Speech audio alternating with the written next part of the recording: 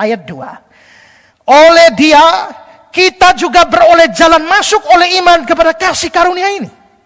Kita beroleh jalan masuk kepada kasih karunia. Ini kasih karunia yang menyelamatkan orang berdosa. Nah, kalau kita beroleh jalan masuk kepada kasih karunia ini artinya sama dengan dapat keselamatan.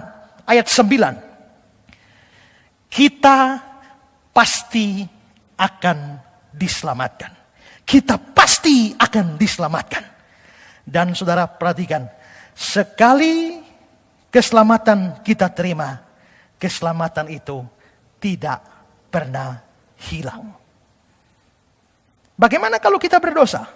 Apakah dosa kita menghilangkan keselamatan kita? Sama sekali tidak.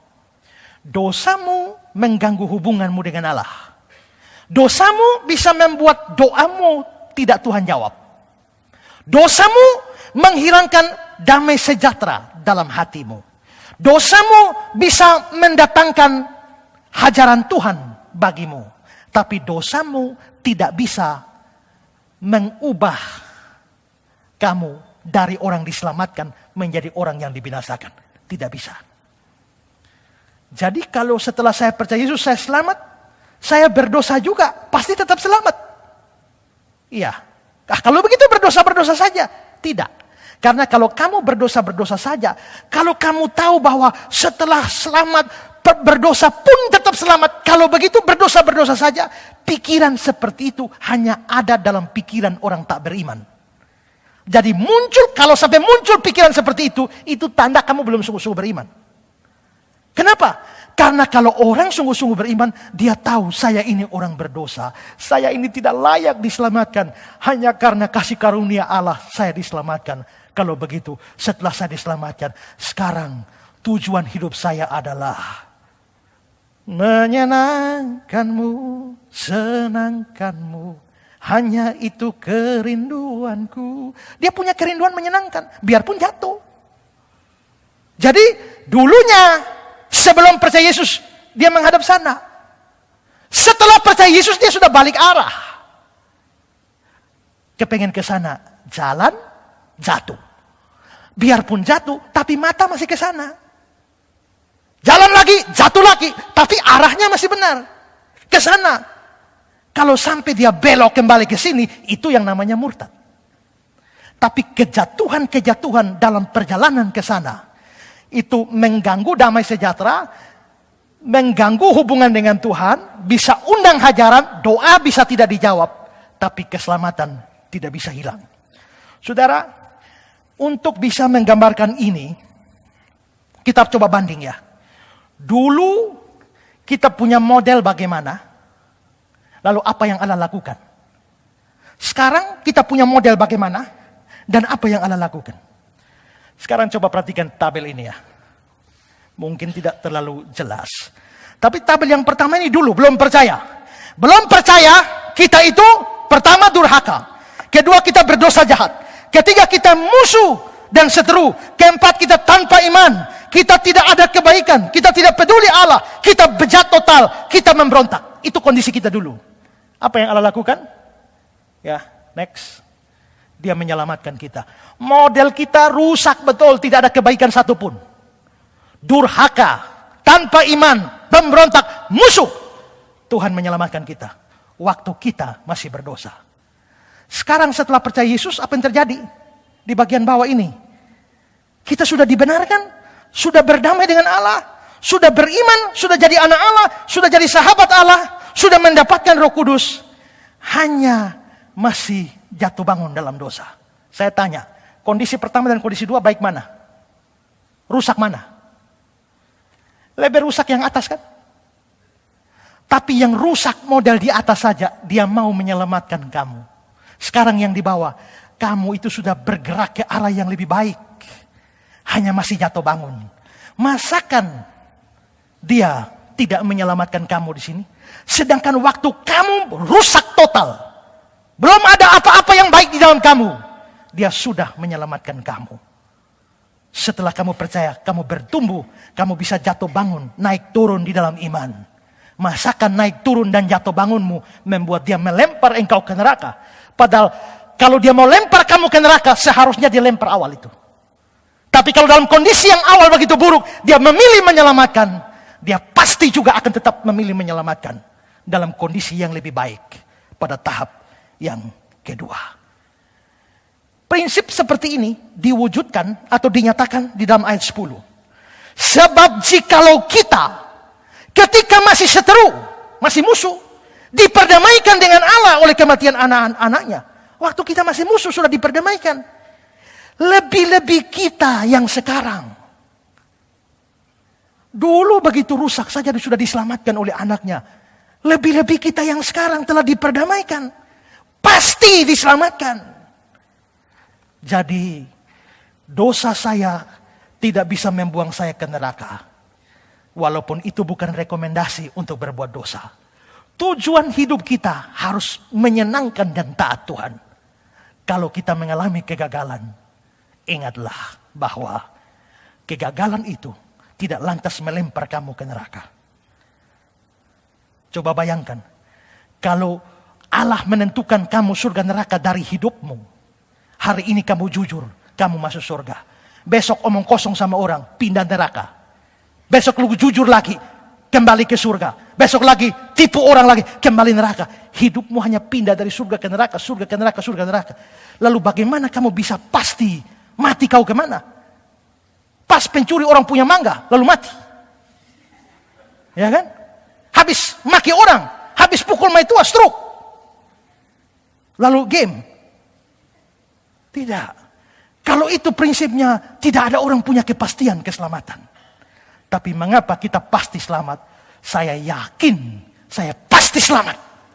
Walaupun saya masih jatuh bangun dalam dosa, saya pasti selamat. Kenapa? Karena dulu waktu saya lebih buruk saja, Dia sudah memilih menyelamatkan saya.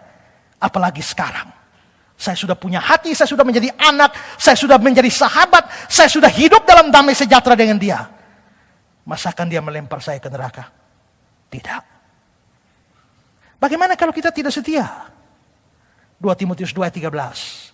Jika kita tidak setia, Dia tetap setia. Bagaimana kalau murtad? Kalau murtad, sampai murtad itu hanya buktikan kamu tidak sungguh-sungguh beriman. Kalau kamu sungguh-sungguh beriman, tidak mungkin murtad. Kenapa tidak mungkin? Karena Dia menguatkan kamu. 1 Korintus 1 ayat 89. Dia juga akan meneguhkan kamu sampai kesudahan. Berarti kamu akan kuat sampai akhir. Kamu akan teguh sampai akhir. Kenapa? Karena Dia yang meneguhkan kamu. Yudas 2:4. Bagi Dia yang berkuasa menjaga supaya kamu jangan tersandung dan yang membawa kamu dengan tak bernoda dan penuh kegembiraan di hadapan kemuliaannya. Kalau begitu, keselamatan saya bukan bergantung pada saya, tapi Dia. Keselamatan saya bukan terletak pada seberapa kuat saya memegang Tuhan, tapi seberapa kuat Tuhan memegang saya. Kalau seberapa kuat saya memegang Dia, hari ini kuat, besok lemah. Besok kurang kuat, besoknya lagi lebih lemah. Maka orang hebat macam apapun pasti murtad. Tapi karena itu bergantung pada tangan Tuhan yang memegang. Lengan yang kekal yang pegang kita. Apakah yang dapat memisahkan kita dari kasih Allah? Kemiskinan, kemelaratan, sakit penyakit, penderitaan. Tidak ada yang bisa merampas kita dari Allah. Kalau keselamatan kita bisa hilang, bukankah kita hanya mengharapkan untuk menerima, tidak bisa ada harapan untuk menerima jaminan hidup kekal? Dalam dunia ini, kita rasa aman kalau punya asuransi. Kalau sudah ikut prudensial, jangan khawatir. Waktu kamu sakit dibayar prudensial. Dan juga asuransi yang lain. Tapi apakah kamu punya asuransi untuk hidup dan keselamatan yang kekal?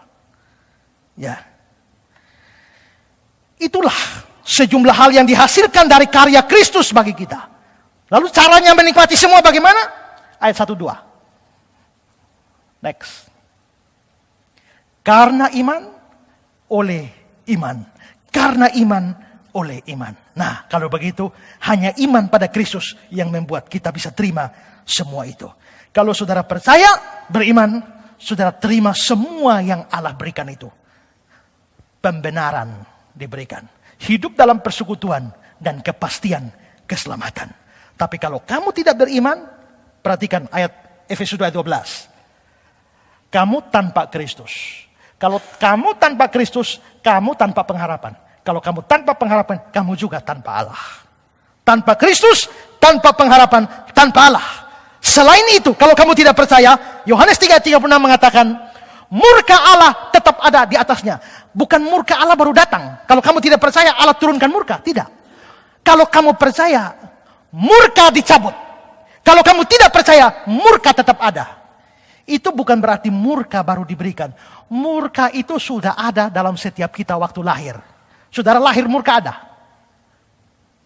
Waktu percaya, murka disingkirkan. Kalau tidak percaya, murka tetap ada. Maka semua orang yang tidak percaya, sebenarnya ada di bawah murka. Tak mungkin ada orang diselamatkan.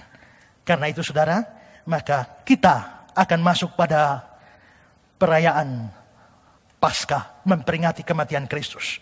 Pastikan bahwa saudara sudah punya asuransi hidup yang kekal. Blessed assurance, Jesus is mine. Suatu jaminan hidup yang kekal. Yang dalam bahasa Indonesia dibilang, ku berbahagia, yakin teguh. Yesus abadi kepunyaanku.